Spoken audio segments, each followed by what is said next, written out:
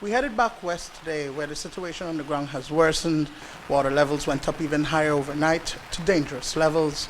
By 1 p.m. today, the Spanish local community had been cut off from the rest of the country as all access roads, bridges and ferries are either underwater or closed.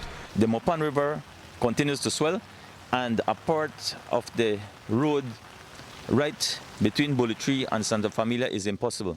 So that creek is flooded already, so no vehicles can go or come. So that means that we cannot reach Spanish Lookout neither through Bullet Tree nor By the Iguana Creek Bridge? by the Iguana Creek Bridge. Ferry, because the ferry No, has no, also been no, no. So it's impossible. Also cut off from the rest of the Coyote district is Santa Familia village, as the creek that leads to that village off the Bullet Tree Road is impassable.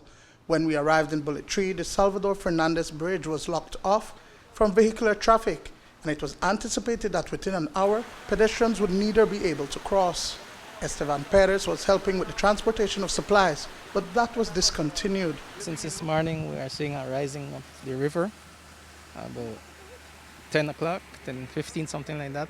I was across the bridge, and when I came back, the bridge was under water already.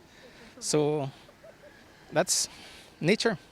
So it's something that we experience all the time with floods like these. This is, I think the last time it said that something like this we experienced it was back in 2008? Yes, 2008.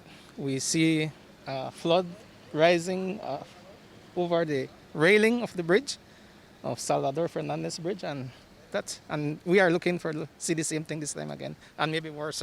Wow. Yeah. Sir, I understand that you have a bigger truck, Yes. and so you've been taking some people across. Talk to us about that, no? Yeah, well, what happened is that some people cross the river at El Pilar Farm. And what happened that he are taking food for the people them that stuck back there. So I willingly crossed them earlier, just now about 15 to 20 minutes ago. And since then, the water has increased even higher, right? Yes. This is the main entrance which divides the village. So we brought in our relief and supplies personnel to do an assessment to see what help would be necessary. I know that drinking water would be one of the main things because most of these villages depend on their rudimentary water system, and when it floods, that system is damaged. Several properties are underwater, including resorts. As early as Wednesday, the water began rising at Raw Spa. Today, several sleeping quarters and restaurants are underwater. I just moved the bed downstairs and something at me there, and I out the breaking of this cabana, that's why I come on. This rise, they come up.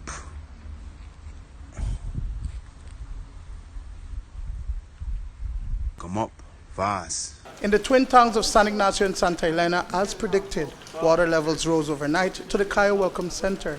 It was an unbelievable sight. Businesses along the stretch of road in the center of the town were closed as the waters were up and flowing inside.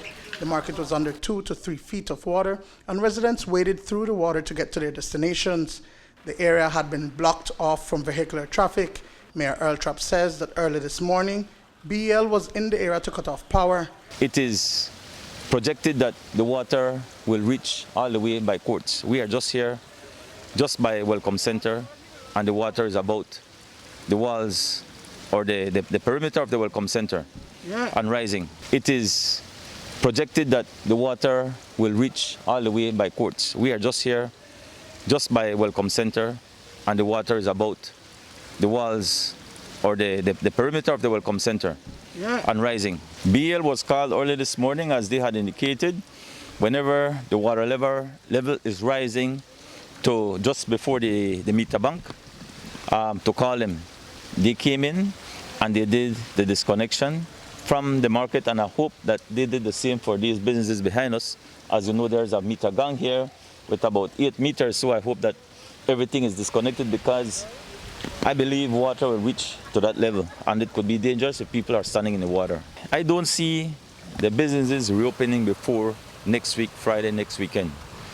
So I'm sure we're going to go through elections, which will be next week, Wednesday, and those businesses here will be closed. This is a couple of days more. We have more rain, so we're encouraging everybody, if you're still out back there, please come out within the daylight situation. A lot of people want to call us at night to come and rescue them. No, we can't do that. We own risk, or especially our soldiers who's out here day and night with us. We can't do that.